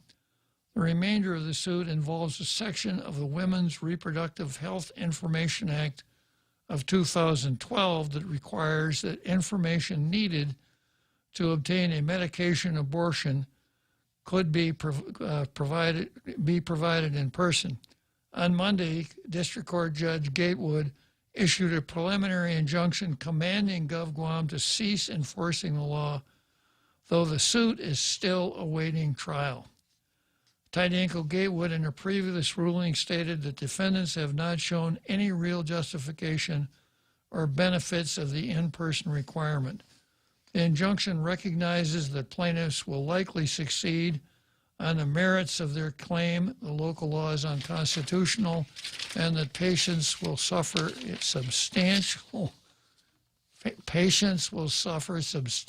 harm if the enforcement of the law continues. They may actually give birth to babies, substantial harm. The reality today, quote, the reality today is there are no abortion providers in Guam, and those medically unnecessary restrictions were blocking the only means of accessing legal abortion on the island, Williams said. It's not too late for GovGuam to do the right thing. Now more than ever, politicians should be working to increase access to health care and remove medically unnecessary, politically motivated restrictions, not the other way around. Now, here's the word game again. Here is George Orwell. When you call taking the life of a helpless, innocent baby in the womb, you refer to that as health care. Classic Orwellian logic. So what Williams is saying, all you got to do is just change the law, repeal that section of the law, and then the suit is over. Now, here's advice for lawmakers. Don't do that. Don't repeal that law any more than you repealed the abortion law that was enacted in 1990. Two reasons. One, if you don't stand for something, you'll fall for anything. Ask the victims of Teresa Adamas Peretta. Yeah. If you don't stand for something, you'll fall for anything. Two, the whole matter of abortion is before the Supreme Court right now. And if the Supreme Court reverses Roe versus Wade, which is not likely, it's possible but not probable, then these statutes that have been held unconstitutional, like the Frankenstein monster, come back to life. So don't go along with this silly suggestion. Also, the fact that the judge has issued a preliminary injunction doesn't mean that at trial it's a slam dunk.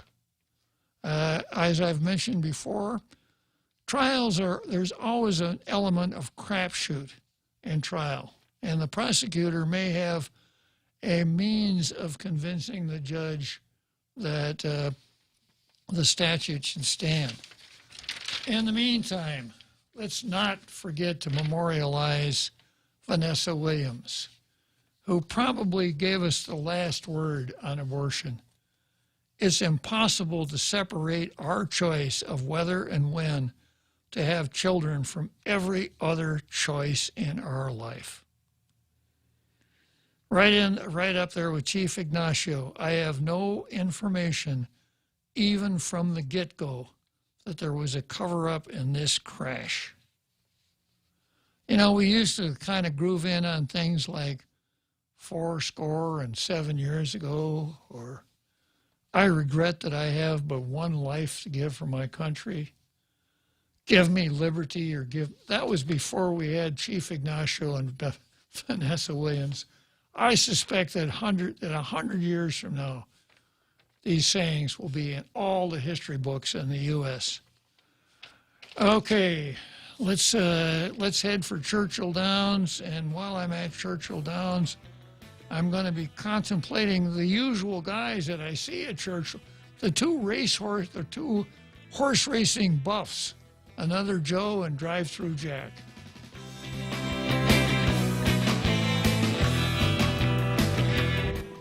Listen to The Point anytime, anywhere on Odyssey. Odyssey is your new audio home for all the music, news, sports, and podcasts that matter to you. Find your favorite stations like The Point and discover more. Music stations, local and trusted news sources, sports talk and team coverage, plus today's biggest podcasts. Find it all on the Odyssey app. AUDACY. Mescla, read all about it. Check out Mescla Chamorro Fusion Bistro in Tucumán for lunch. Serving up some savory seafood specials such as spicy garlic shrimp, candied salmon, or better yet, the local favorite, snapper or shrimp escabeche. Available only during lunch hours. Make sure to come down and try these tasty specials and more. Call 969-2652 for more info or to make a reservation. Located at the Grand Plaza Hotel in Tucumán, Mescla Chamorro Fusion Bistro. A true taste of Guam.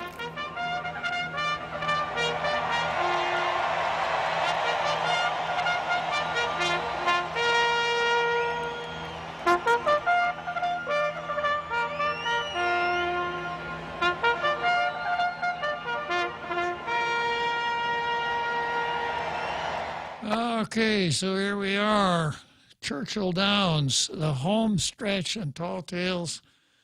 Yuck, for another week. We got 2 days of hardship ahead of us, but we will be back on Monday. So helping me down the home stretch to close out this week, I've got none other than Another Joe. Go for it, Another Joe. Hey, Bob. So, of course, we're kind of confused about the legal issue, the legalese here, or how to understand it, how comprehend. So we're turning to your wisdom and judgment. Good call. Good call, Another Joe. I cannot guarantee I will understand completely even after you explain it, but I'll do my best, Bob. So the thing is, you're saying that Judge Gatewood did the minimum as far as the law is required. Did I hear you right? What I'm saying is this: there was a case called Roe versus Wade, and everybody's heard of that. But it was almost completely replaced by another case called Planned Parenthood versus Casey. And Planned Parenthood versus Casey said that a mother can take the life of that innocent, helpless, unborn child in her womb prior to the time that child could survive outside the mother's body. And the state cannot attach undue burdens to that taking of life. And then after that period, the survival period, the state can again regulate, but again with the undue burdens. So what Gatewood has found is that if we're doing it on screen, online, that's just as good as doing it in person, and saying that the mother has to do it in person is an undue burden in accordance with Planned Parenthood versus Casey. That's what she's saying. And again, without just doing horseback research, I suspect that she's probably right. However, that doesn't mean that the Attorney General shouldn't go over it with a fine-tooth comb, come up with the best argument that he can to sustain our local statute. Does that help you, Another Joe? Hopefully. So the burden is on the Attorney General to provide us a good defense. That's his job. It's his job to defend the laws of Guam whenever they're challenged, so long as they pass the vomit test. Yeah, and it would seem as though right now his focus is on the radio, the program which I will not name.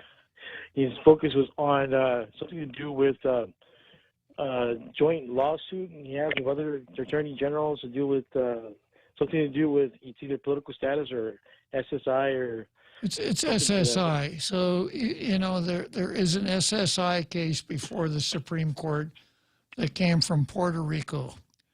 And he has joined with others in filing an amicus brief, which really means all he did was send a note saying, yeah, I want to join.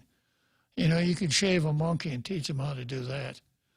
But, and he's done this repeatedly. He's very good at joining other folks' filing amicus briefs and joining in class actions, some of which benefit us. But it's not really what I look to for a good attorney general. I'm looking for an attorney general that handles the hard stuff, not the easy stuff, and then brags about it. And that's where he is right now. So this whole SSI thing, yeah, it'd be nice if we got SSI, but anybody who followed Tina and her BS insular cases resolution knows that we're probably going to get SSI because Congress is going to give it to us. And as far as the law is concerned, it turns not on a suspect classification, but rational state purpose. And the Congress says it would cost too much, and you guys are not paying into the federal treasury. I have no doubt that the Supreme Court will say, that's good enough, folks.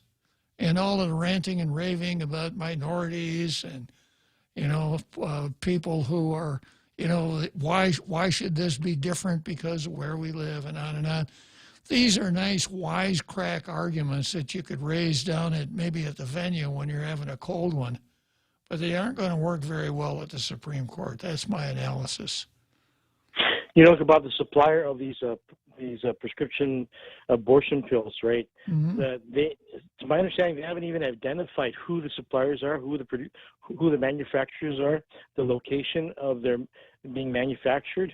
A lot of these, there's a lot of unanswered questions, and so I think the understanding is that the FDA, there's some sort of precedent that the FDA does not question this for some reason as to whether they're produced, manufactured.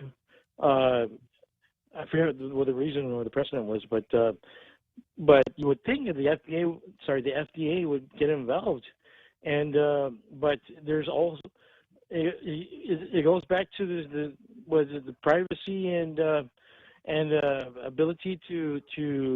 Well, what I wonder, another Joe, is, will any pharmacies on Guam carry those pills? And in some jurisdictions, the doctor has to actually hand you the pills. So I want to get drive-through Jack on before we shut down. I appreciate it. Thank you. Thank you. Yeah, drive-through. Yeah, drive-through Jack. McDonald's, Fishwich today or what? No, sir. I stopped by the new Payless and I picked me up a helping of what they called spinach and coconut. This answers a very important question, Jack. When it comes to Jack's family, this is the question: what they have to eat. But go for it. Go for it, Jack. Yeah, we had spinach and coconut. Tell me what you called about. I don't care what you had to eat. Okay, yeah, it's about the telemedicine thing. I remember Dr. Berg back in the day did it. He has a practice in radiology. One of the things that he did was a thing called, back in the time, I don't know what they still call it. It's called a night hawking. It's the ability to read X-rays and MRIs and stuff from one location, and and so anyways, that's how it went, and it started like that. But coming to this new telemed, where exactly would you file for malpractice? Would you file it in Hawaii or would you file it in Guam? If Shandini and yes, and Kaneshiro, I suspect in both places. In both places, huh? Yeah. Oh, okay.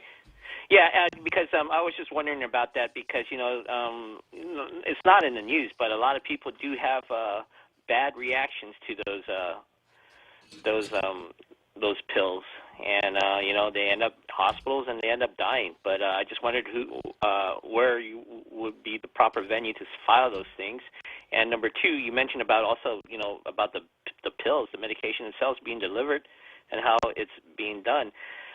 Yeah, there's a lot of things that are going on. I think a lot of these policies are being pushed because of the Wuhan virus, and they're taking a second look at that. So it's something that should be on our radar. And I agree with you 100% on what the legislator should do. And I agree with you about the Attorney General. Where is he in all this mess? As of most mess that's been done this past year. And it's problematic because now, the President Biden is mandating that we be vaccinated. I mean, welcome to the brave new world, which we need to fight back.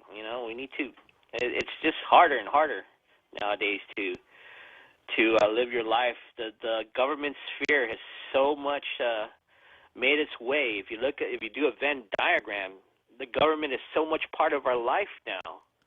And it's so contrary to the design of the government. In the beginning, the only interaction between the national government and the people of the United States was the post office.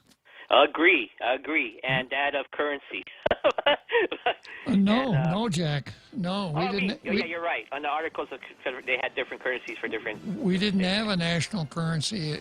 That's true. Yeah. Okay, Bob. Have a great day. All right. See you next Monday, Jack. So here we are, traveling through another weekend, but we'll be back on Monday. So long.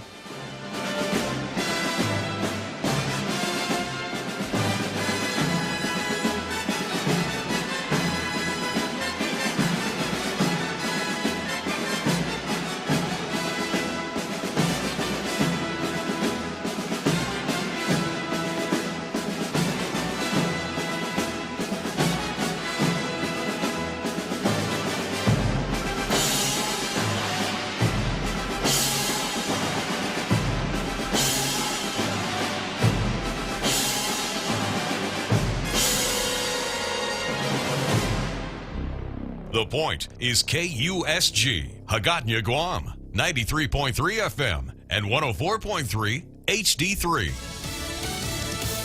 He's not asking anymore. I'm Jack Callahan, Fox News. President Biden mandating vaccinations for all federal workers and ordering the Labor Department to compel companies employing 100 people or more to force them to get vaccinated or at least undergo weekly testing. This is not about freedom or personal choice.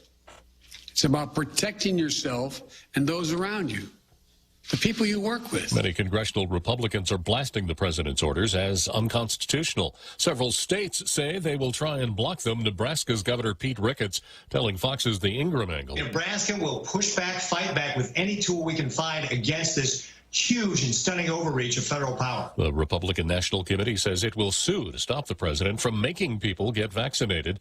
Meanwhile, the administration is suing the state of Texas, claiming its newly enacted abortion restrictions are unconstitutional. The additional and further risk here is that other states will follow similar models with respect not only to this constitutional right, but theoretically against any constitutional right. Attorney General Merrick Garland of the lawsuit also asks the court to stop Texas from enforcing the law banning abortion once a fetal heartbeat is detected.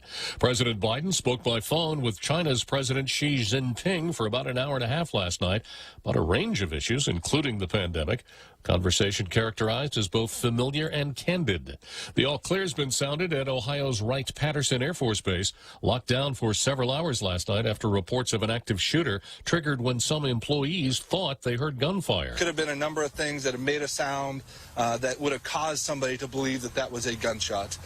But at the end of the day, they thought they heard a gunshot. They did the right thing. Colonel Patrick Miller, the 88th Air Base Wing Commander, says a sweep found no threat. America is listening to Fox News. Get all of your favorite Fox News podcasts ad-free on Apple Podcasts with Fox News Podcasts Plus. From Trey Gowdy, the Fox News Rundown, Will Kane, Brian Kilmeade, and so much more. Go to foxnewspodcasts.com for all the details. The Fox News Rundown, a contrast of perspectives you won't hear anywhere else. Your daily dose of news twice a day, featuring insight from top newsmakers, reporters, and Fox News contributors. Listen and subscribe now by going to foxnewspodcasts.com. New from the Fox News Podcasts Network, Dana Perino, co-host of the 5 and America's Newsroom on Fox News Channel, returns to the world of audio with a new limited-time podcast, Everything Will Be Okay with Dana Perino. Building off the success of her best-selling book of the same name, Dana provides an unequaled brand of advice built on real-life experience and interviews experts and individuals that make a difference in the lives of others. Subscribe and listen now by going to foxnewspodcasts.com or wherever you get your podcasts.